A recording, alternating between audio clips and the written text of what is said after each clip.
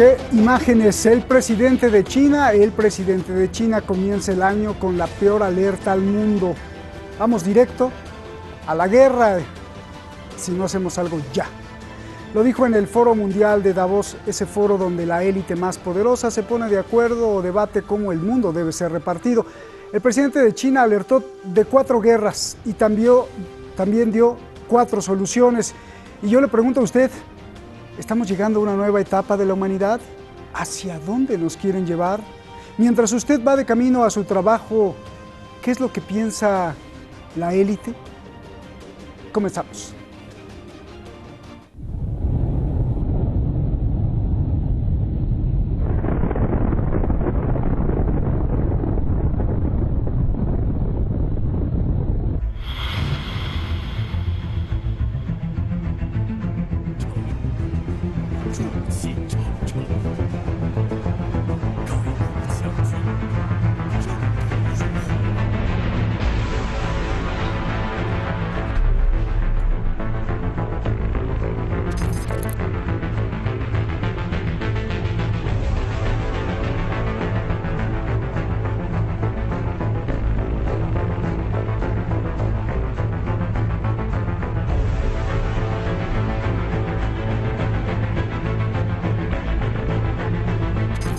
Esta es la guerra caliente, una confrontación directa con ataques militares que conduzca a un final impredecible. En mar, tierra, aire e incluso desde el espacio, veríamos choques militares. El presidente de China alerta que el mundo se está dirigiendo hacia la guerra caliente. 当今世界，如果走对立对抗的歧路，无论是 搞冷战、热战还是贸易战、科技战，最终将损害各国利益，牺牲人民福祉。 El presidente de China también alerta que el mundo se dirige a una guerra fría como la de Estados Unidos y la Unión Soviética y quizá peor. Donde si bien no hay enfrentamiento militar directo, hay una brutal guerra de espionaje, sabotaje, propaganda, infiltraciones, complots, atentados, muertes selectivas, sanciones, desestabilización, colusión, embargos, bloqueos y guerras subsidiarias a través de otros países.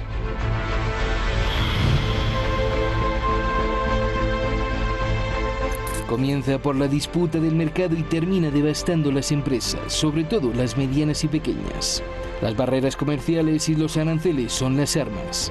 El resultado, desempleo y desastre económico como ya ha experimentado el mundo, desde las burbujas financieras que se disfrazan de errores hasta ataques deliberados a través de la especulación. Y si no, con sanciones al estilo Trump o China.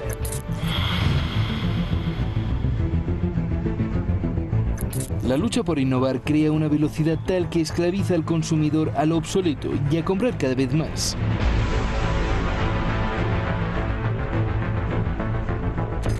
El presidente de China propone 4 puntos para salvar al mundo de estas guerras. Ayuda macroeconómica. Olvidar las diferencias. El presidente chino precisa que cada país tiene una cultura, una historia y un sistema social diferente, pero que ninguno es superior a otro. La solución, dijo, es que los países dejen de sentirse mejores que otros, dejen de ser arrogantes con otros y dejen de querer expandir su ideología. Afirmó que hacer cumplir la cultura y el sistema social dividirá a los países. Hay que abrirse al globalismo y al intercambio. Naciones iguales. Todos unidos.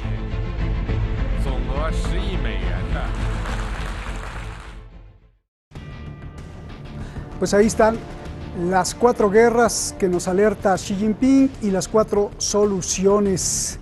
Muchísimas gracias a Magui Yalalí, que es el investigador de esta noche, el periodista en jefe Keivan Mosenin y el coordinador internacional, pues lo tenemos ahí a Youssef Mosafari, y también nuestra diseñadora de gráficos en el aire, Mona Abedi. Muchas gracias a todo el equipo detrás de La Razón y a usted, que es el principal protagonista. Vamos directo con nuestros invitados. Tiene un laboratorio de pensamiento, sí, de esos think tanks, referente incluso para la Unión Europea por sus agudas críticas y revelaciones. Analiza matemáticamente y también psicológicamente el rumbo del dinero, con lo que puede detectar la configuración del mundo. Adrián Celaya, gracias por estar aquí. en carne propia ha vivido y ha visto la telaraña de la ONU, las coordenadas del mapa donde se negocia y se reparte todo. Ellos dicen justicia y protección, pero en los pueblos reclaman injusticia y ambición, de proceso académico, pero de denuncia guerrera. Francisco Coloane, hermano, gracias. Hay muchísimas preguntas y poquito tiempo, ayúdenos los dos, por favor. Francisco, comienzo contigo. A ver, muy delicado el discurso del presidente de China, alerta de 4 tipos de guerra, la más fea, la más importante, la caliente, el choque militar directo. Mi pregunta, por favor, Francisco, habla de esto porque ¿por qué lo está usando como estrategia para tomar el liderazgo del mundo, como el líder del mundo, o lo está usando para amenazar a Estados Unidos, o habla de la guerra caliente porque eso es realmente lo que ve venir? Por favor, Francisco. Es una lectura muy apropiada, también puede ser una anticipación. Sin embargo, a mí me parece que es una constatación.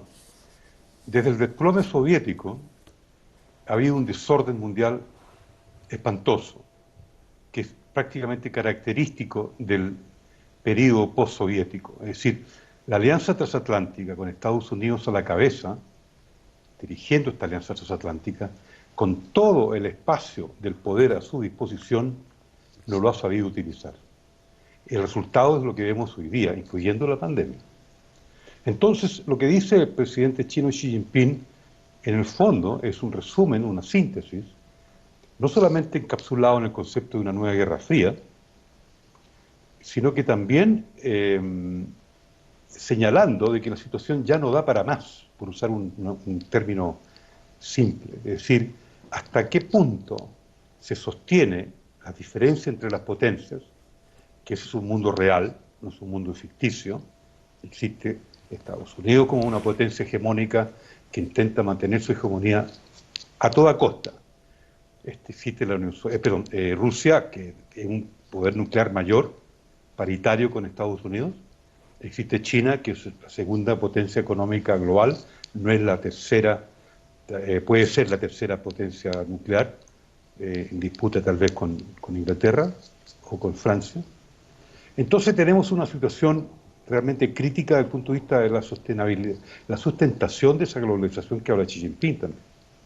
Porque si bien es cierto China apuesta por el globalismo, el Estado liberal está en crisis, la institucionalidad del Estado liberal está en crisis.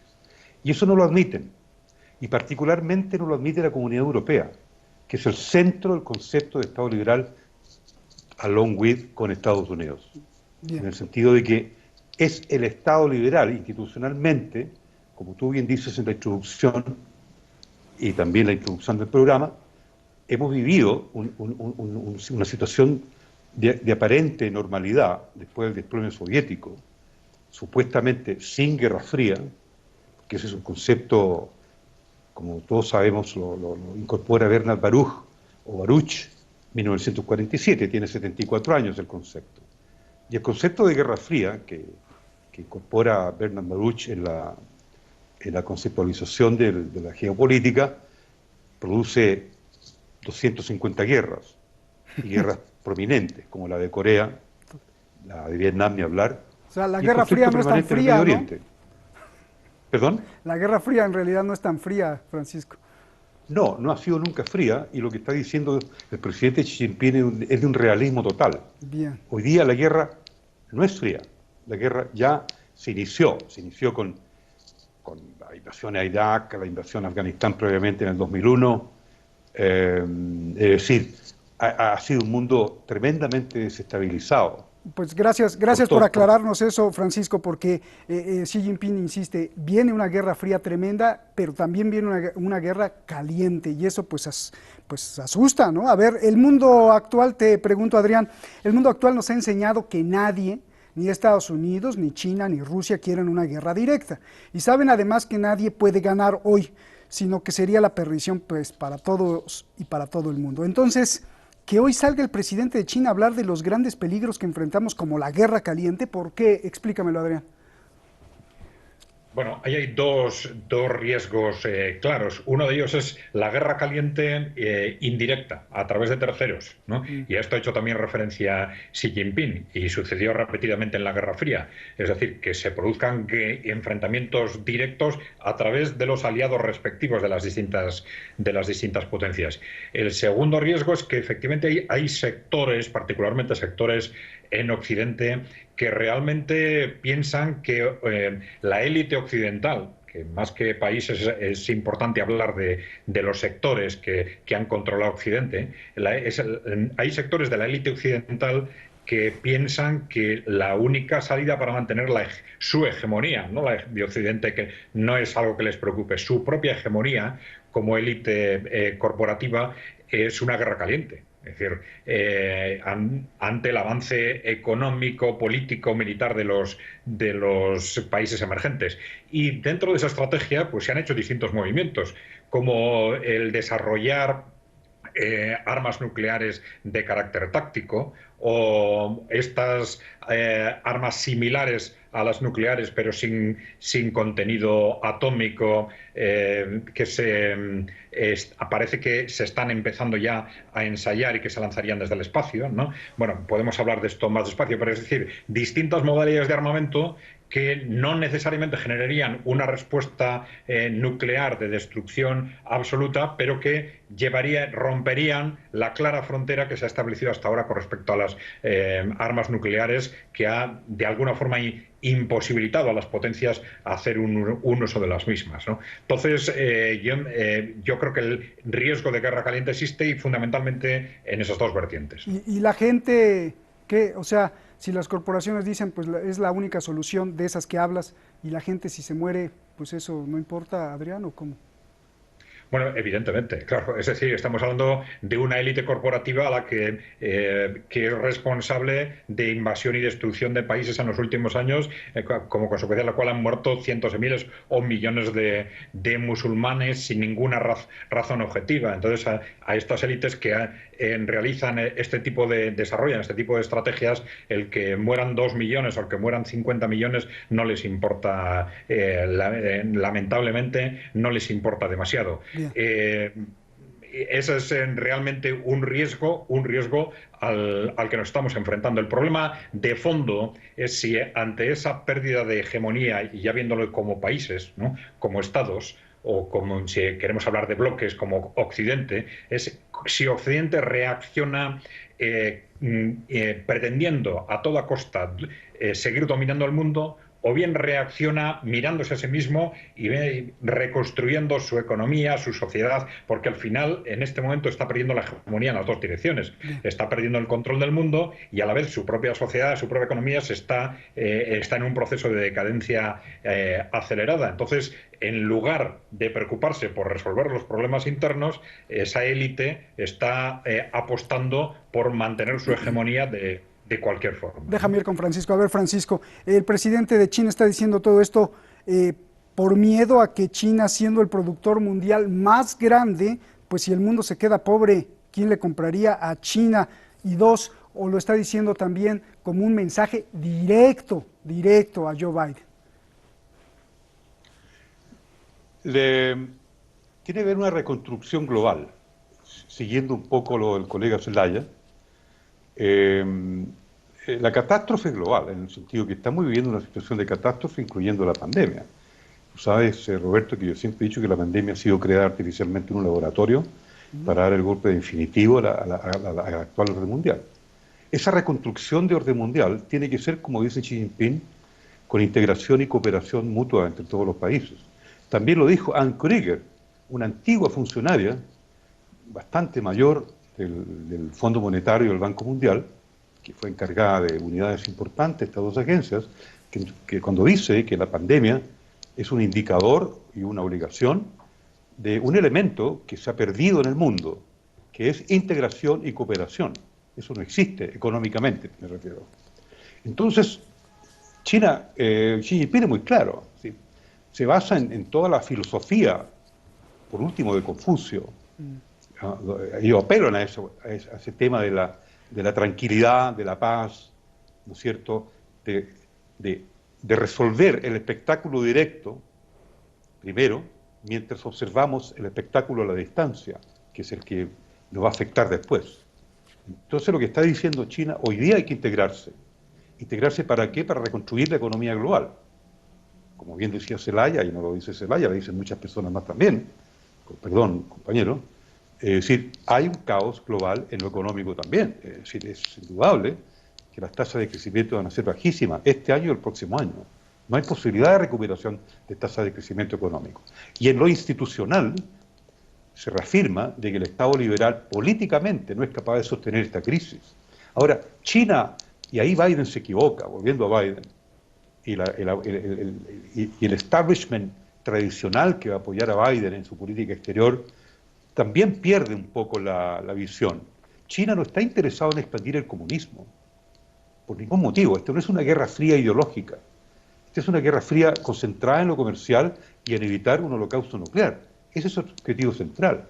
Ahora, respecto a Biden y su responsabilidad, la responsabilidad de Biden es estar hoy día, ¿no es cierto?, a cargo de la potencia mayor, nuclear y económica. Eso está claro. ¿Qué tiene que hacer él? Él tiene que revertir un periodo muy largo de tensiones y de guerras subsidiarias, como dice la introducción del programa tuyo, Roberto. Las guerras han sido subsidiarias. La guerra fría no fue fría, fue guerra caliente. Y eso ha llegado a un límite. Biden tiene la responsabilidad de aplacar todo eso, y donde incluyo el conflicto del Medio Oriente, que es clave en esto. Estoy hablando del Medio Oriente ampliado, Golfo Pérsico, Golfo Omán, todo eso, ¿no? Y el objetivo central, ¿cuál es? Un pacto global por la paz. Bien. Digamos, tiene que haber una, y con esto no quiero hacer propaganda para ningún lado, sino el compromiso por la paz. Es decir, Xi Jinping no lo dice de esa manera, pero lo está diciendo, ¿no es cierto?, en 4 partes, bien, que son acciones concretas. Bien, ponle atención, Francisco, a esta pregunta, porque te la voy a hacer a ti mismo, también digo a ti. Primero, Adrián, a ver, para evitar el desastre mundial de guerra y pobreza, el presidente de China propone 4 puntos, en el que llama la atención uno en particular: que el mundo se abra al globalismo total, al intercambio total. La solución, dice Xi Jinping, es que los países dejen de reforzar su cultura y sus sistemas, porque esto dividirá al propio país y luego al mundo. ¿Qué opinas de esto, Adrián? Repito, está bien que diga que cada país tiene una cultura, una historia, un sistema social diferente, y que ninguno es superior a otro. A mí me queda muy claro. También pide que dejen de ser arrogantes y dejen de querer expandir su ideología y reconozcan a todos los otros. Pues esto parece también muy coherente con la paz.